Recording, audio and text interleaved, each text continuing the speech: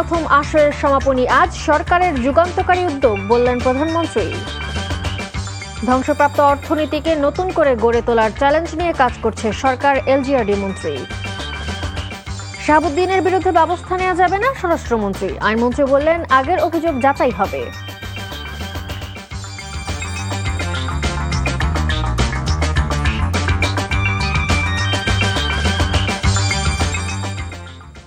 আসসালামু আলাইকুম, মালিহা হোসাইন স্বাগত জানাচ্ছি এনটিভির মধ্যরাতের খবরে। দেখছিলেন আই গ্যাস ইউনাইটেড শিরোনাম, এবার পুরো খবর। একটি সুস্থ, মেধাবী, সুশৃঙ্খল ও আত্মবিশ্বাসী প্রজন্ম গড়ে তোলা সরকারের প্রধানতম অগ্রাধিকার। নতুন করে স্পোর্টসের সমাপনী উপলক্ষে এক ফেসবুক পোস্টে প্রধানমন্ত্রী তারেক রহমান কথা বলেছেন। নিজের ভেরিফাইড ফেসবুক পেজে তারেক রহমান আরও বলেন, নতুন করে স্পোর্টস বর্তমান সরকারের একটি যুগান্তকারী উদ্যোগ, যার মাধ্যমে দেশের প্রত্যন্ত অঞ্চল থেকে 10 থেকে 14 বছর বয়সী শিশু কিশোরদের ক্রীড়া প্রতিভা অন্বেষণ, পরিচর্যা ও বিকাশের একটি কার্যকর জাতীয় কাঠামো গড়ে উঠছে। সরকার ক্রীড়াকে মানব সম্পদ উন্নয়ন, জাতীয় ঐক্য এবং আন্তর্জাতিক অঙ্গনে বাংলাদেশের মর্যাদা বৃদ্ধির একটি শক্তিশালী মাধ্যম হিসেবে বিবেচনা করছে বলেও মন্তব্য করেন প্রধানমন্ত্রী। 27 জুলাই আর্মি স্টেডিয়ামে অনুষ্ঠিত হচ্ছে নতুন কুড়ি স্পোর্টসের প্রথম আসরের সমাপনী ও পুরস্কার বিতরণী অনুষ্ঠান।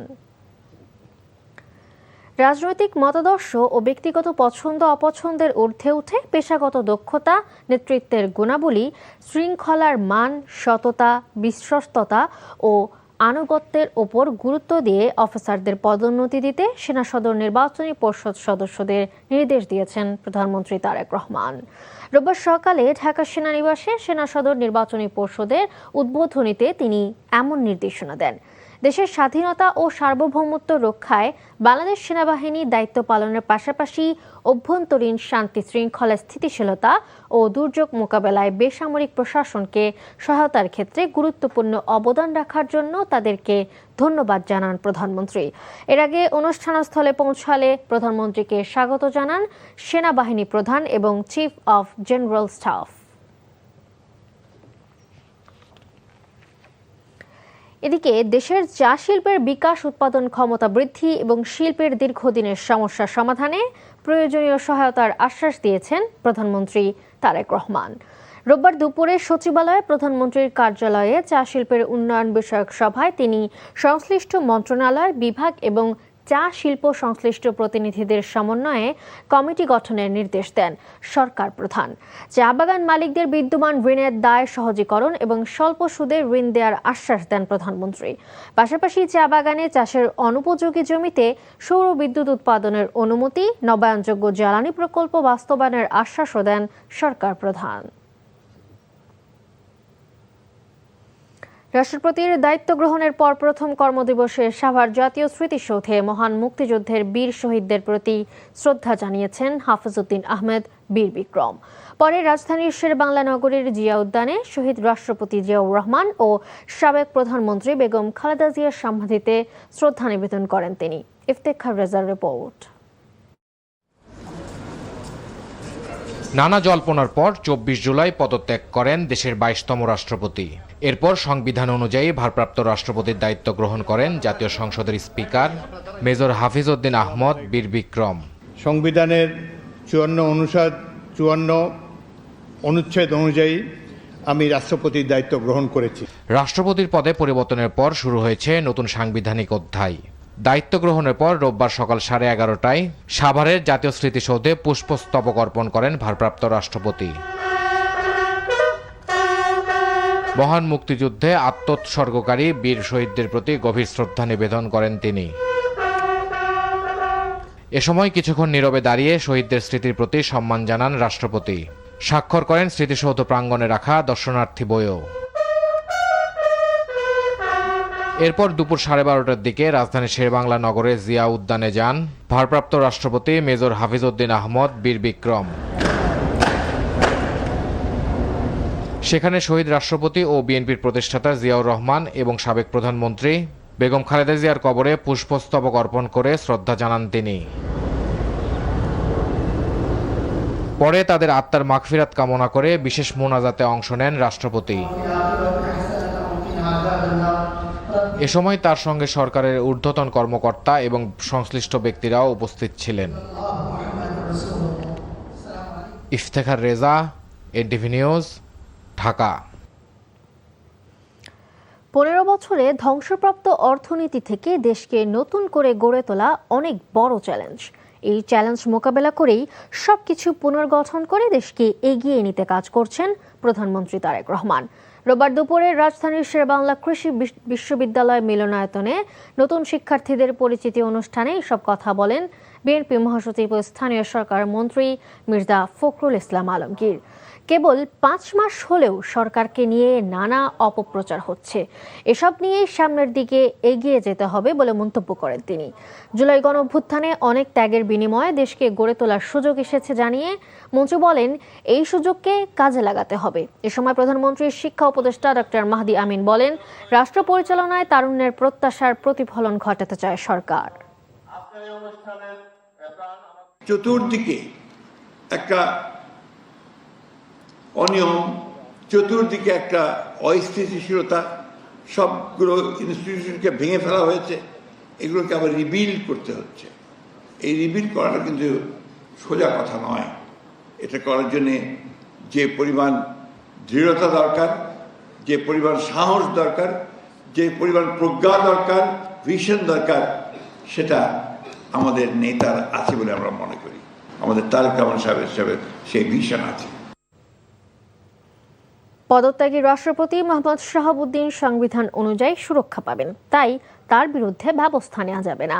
রোববার সচিবালয়ে সাংবাদিকদের প্রশ্নের জবাবে স্বরাষ্ট্রমন্ত্রী সালাউদ্দিন আহমেদ একথা জানিয়েছেন। এদিকে চট্টগ্রামে এক অনুষ্ঠানে আইনমন্ত্রী মোহাম্মদ আসাদুজ্জামান জানিয়েছেন, সাবেক রাষ্ট্রপতির বিরুদ্ধে অতীতে কোনো অভিযোগ থাকলে যাচাই বাছাই করা হবে। নজরানা চৌধুরীর রিপোর্ট।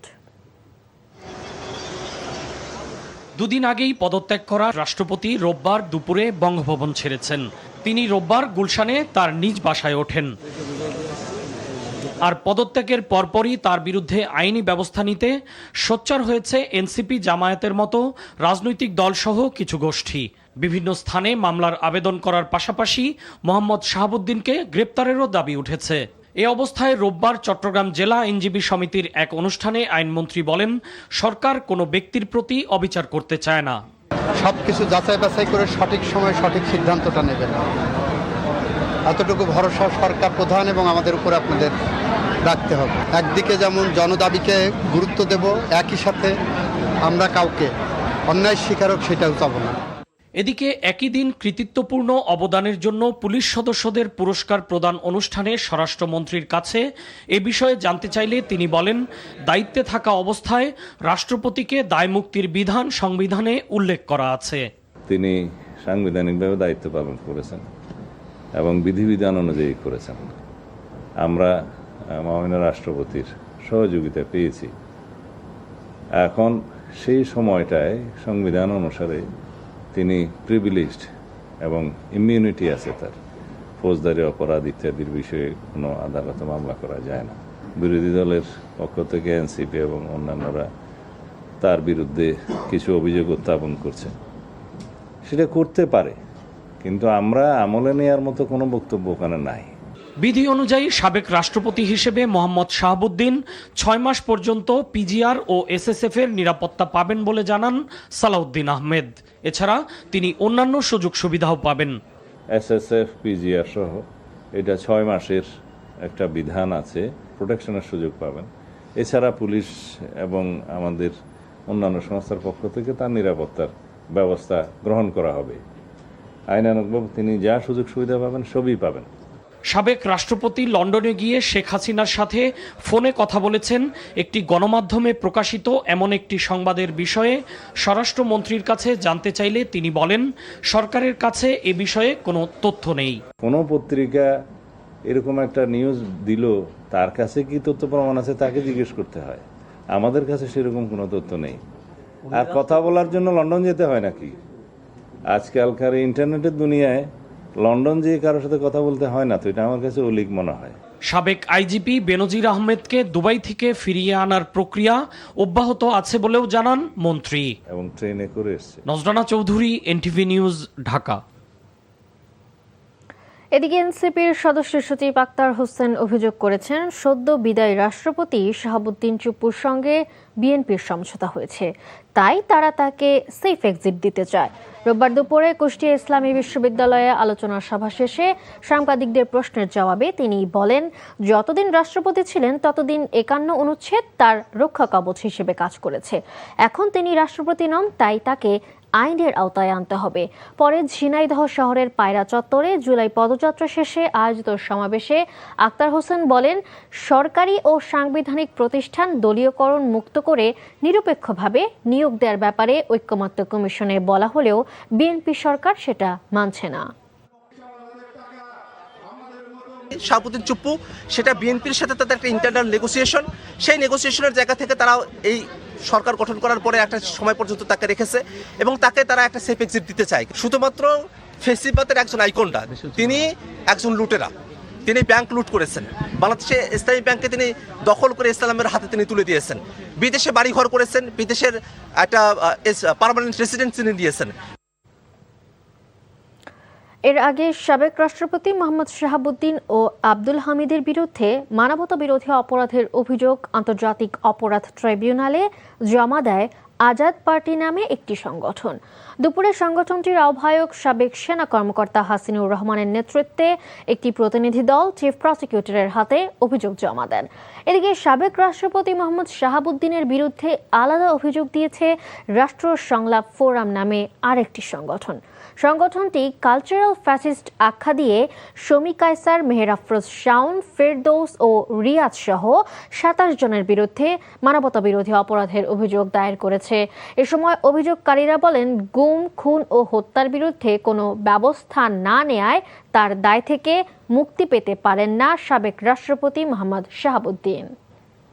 পলাতক ফ্যাসিস্টরা বিদেশে বসে দেশের বিরুদ্ধে ষড়যন্ত্র করছে বলে অভিযোগ করেছেন সমাজ কল্যাণ মন্ত্রী ও বিএনপির স্থায়ী কমিটির সদস্য ডক্টর এজাএম জাহেদ হোসেন।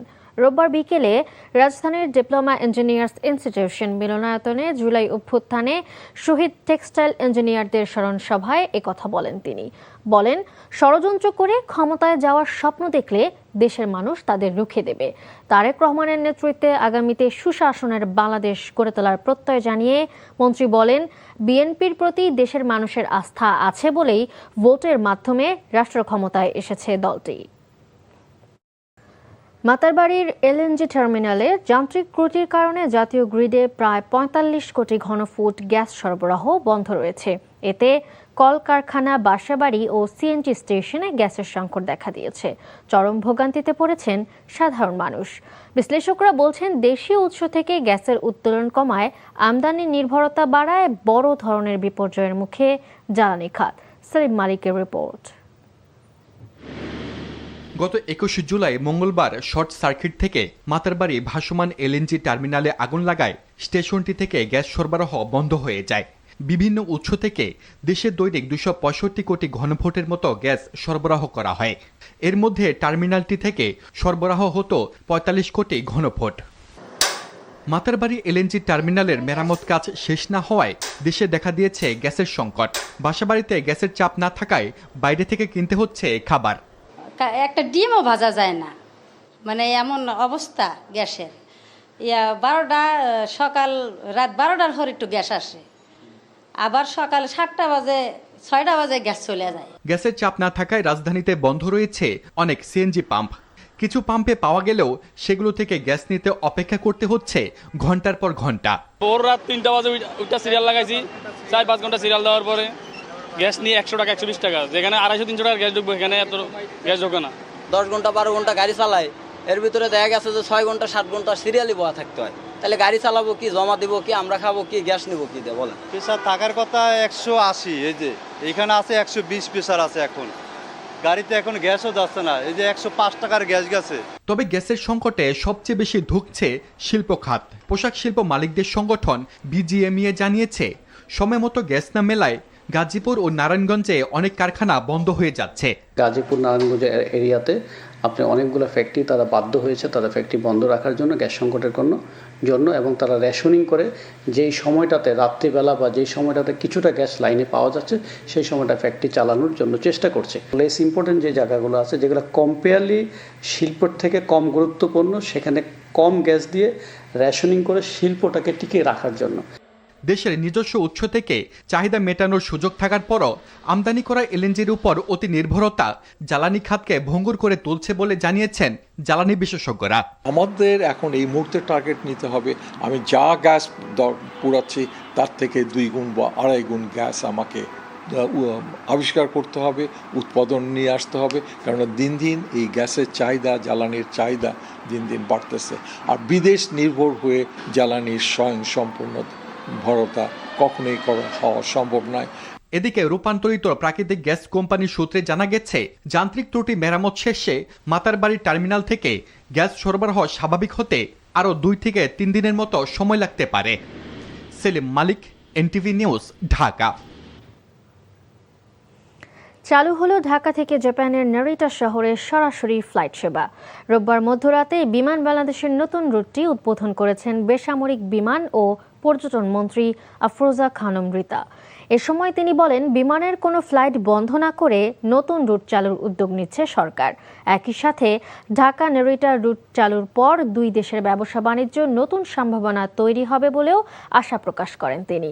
বেসামরিক বিমান প্রতিমন্ত্রী রশিদুজ্জামান মিল্লাত জানান, বোয়িংয়ের পাশাপাশি চাহিদা বিবেচনায় এয়ারবাস কিনবে সরকার। 2034 সালের মধ্যে বিভিন্ন রুটে আরও 50টি নতুন ফ্লাইট চালুর কথাও জানান প্রতিমন্ত্রী।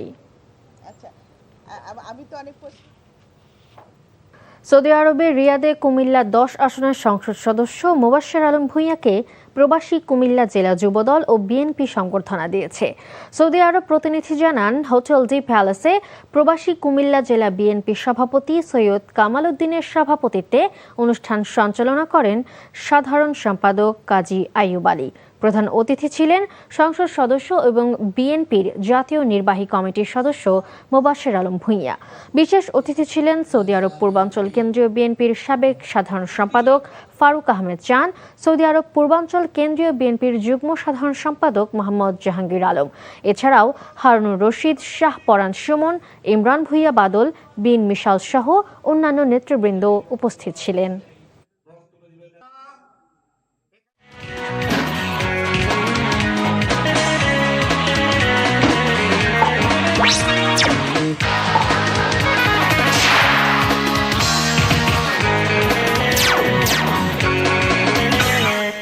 খেলার খবর, ক্রিকেট।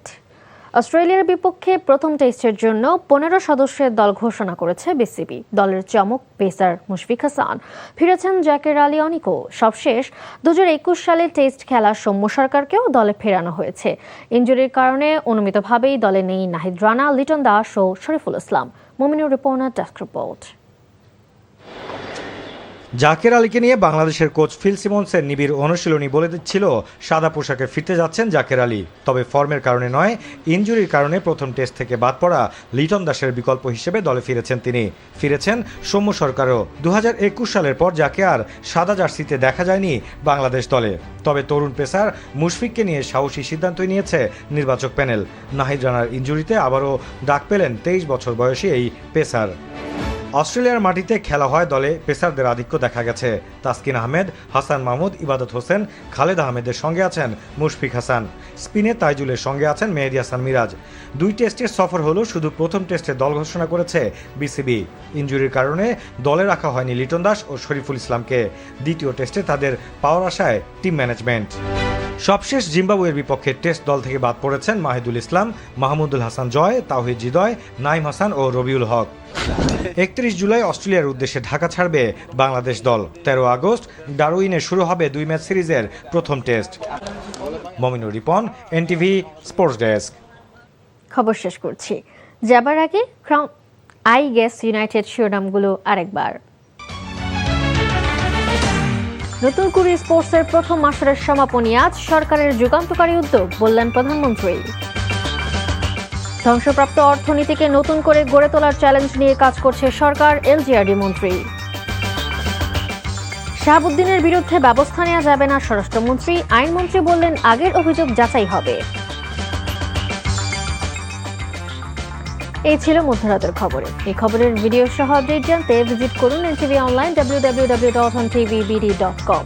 এছাড়াও এনটিভির জনপ্রিয় সব অনুষ্ঠান ও খবরের আপডেট জানতে ভিজিট করুন আমাদের ইউটিউব ও ভেরিফাইড ফেসবুক পেজ। ধন্যবাদ সবাইকে।